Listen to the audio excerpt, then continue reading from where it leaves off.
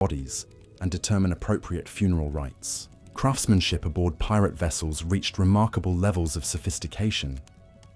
Pirates created jewelry, weapons, tools, and decorative objects using materials salvaged from captured ships or obtained through trade. These artisans weren't just making functional items. They were creating works of art that expressed their cultural identity and personal creativity. The languages spoken within pirate communities evolved into unique dialects that borrowed words and phrases from all the cultures they encountered.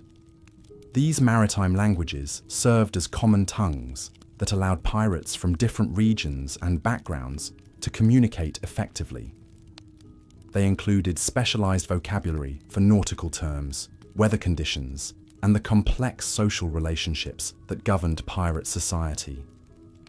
The stories and legends that developed within pirate culture weren't just entertainment, they were moral instruction that taught important lessons about courage, loyalty, leadership, and survival. These tales were passed down through generations and helped maintain cultural continuity, even as communities moved and changed. The gambling and gaming traditions that flourished aboard pirate ships weren't just ways to pass time during long voyages. These activities served important social functions, providing mechanisms for settling disputes, redistributing wealth, and maintaining crew morale. The games themselves often required skill and strategy, serving as training for the mental challenges of pirate life. The romantic relationships that developed within pirate communities were governed by complex social rules and expectations. Courtship aboard a crowded ship required discretion and respect for the privacy of others. Marriage partners were often chosen based on practical considerations as well as personal attraction, since couples would be living and working together in extremely close quarters. The education of children within pirate communities was comprehensive and practical. Young people learned not just academic subjects, but also the specialized skills they would need to survive and thrive in maritime life. This education included navigation, seamanship, combat techniques, languages, and the complex social skills needed to maintain harmony within the community. Gender roles within pirate society were more fluid than in land-based Chinese culture. While certain traditions were maintained, the practical demands of life at sea meant that individuals were valued for their abilities, rather than their adherence to conventional social expectations. Women could command respect and authority if they demonstrated competence and leadership. The retirement and pension systems that developed within pirate communities ensured that older members were cared for even after they could no longer contribute actively to operations. These arrangements weren't based on charity, but on the understanding that everyone would eventually need support, and that caring for elders was both a practical necessity and a moral obligation. The diplomatic protocols that governed relationships between different pirate groups were elaborate and carefully maintained. These weren't casual arrangements, but formal agreements that specified rights, responsibilities, and procedures for resolving conflicts.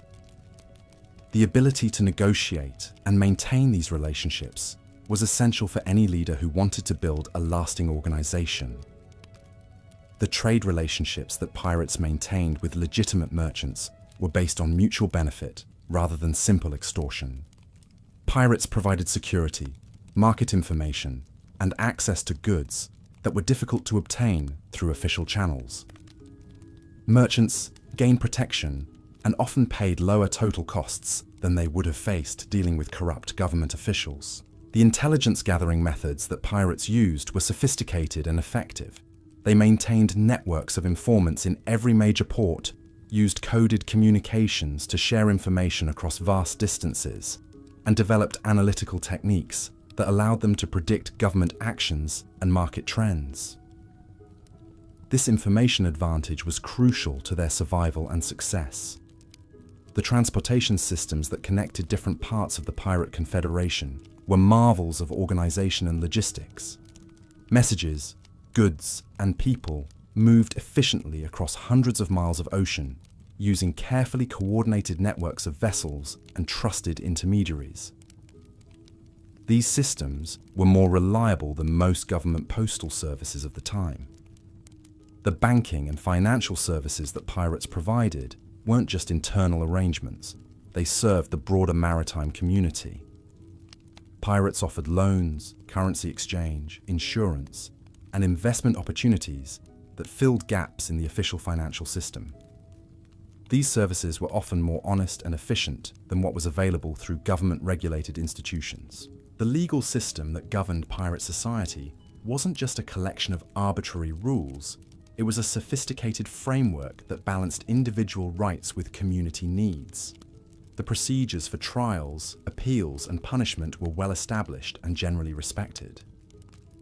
This legal framework was essential for maintaining order within large, diverse communities that lived in close quarters under stressful conditions. The environmental conservation practices that pirates developed weren't based on modern ecological theory, but on practical understanding of their dependence on marine resources. They knew that overfishing, pollution, or destruction of breeding grounds would threaten their long-term survival, so they developed sustainable practices that maintained the ecosystems they relied upon. The technological innovations that emerged from pirate communities were driven by practical needs and limited resources. Pirates had to be creative problem solvers who could adapt and improve their equipment using whatever materials were available. These innovations often spread to legitimate industries and influenced the development of maritime technology throughout the region. The cultural exchanges that took place within pirate communities were remarkable examples of early globalization. Pirates encountered people from dozens of different cultures and incorporated useful elements from each into their own practices. This cultural mixing produced unique hybrid traditions that were unlike anything that existed elsewhere. The record-keeping systems that pirates maintained were essential for managing their complex organizations. They needed to track personnel, equipment, finances, and operations across multiple vessels and locations. These records weren't just practical tools. They were historical documents that preserved the memory of important events and decisions. The succession planning that ensured continuity of leadership within pirate organizations was carefully managed to prevent civil wars and organizational collapse. The death or retirement of a leader was a crisis that could destroy everything that had been built, so successful organizations developed procedures for peaceful transitions of power. The loyalty and esprit de corps that held pirate communities together weren't based on fear or coercion, but on shared experiences, mutual dependence, and common purpose. These bonds were forged through hardship and danger and were often stronger than family relationships. The ceremonies and rituals that reinforced these connections were essential for maintaining organizational cohesion. The decline of traditional Chinese piracy wasn't just the result of government suppression or foreign intervention. Internal changes within pirate society also played important roles.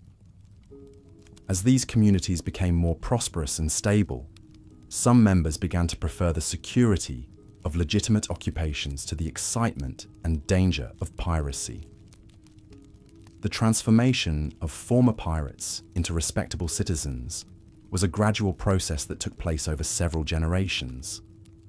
Some made the transition successfully, using the skills they had learned in pirate society to build successful businesses or careers in government service. Others struggled to adapt to the constraints and expectations of conventional society. The legacy of Chinese pirate society can still be seen today in the maritime traditions, business practices, and cultural values of southern China. The organizational methods, leadership techniques, and problem-solving approaches that were developed in pirate communities continue to influence Chinese culture in ways that most people don't recognize. The archaeological evidence that continues to emerge from shipwrecks and coastal sites throughout the South China Sea provides new insights into the daily lives of these remarkable communities. These discoveries often contradict popular assumptions about pirate society and reveal the true sophistication of their material culture and social organization. The stories of individual pirates and their families remind us that these weren't just faceless criminals or romantic adventurers. but real people who created meaningful lives for themselves under extraordinary circumstances. Their personal struggles, achievements, and relationships were as complex and significant as those of any other historical figures. The influence of Chinese pirate society on the development of modern maritime law, international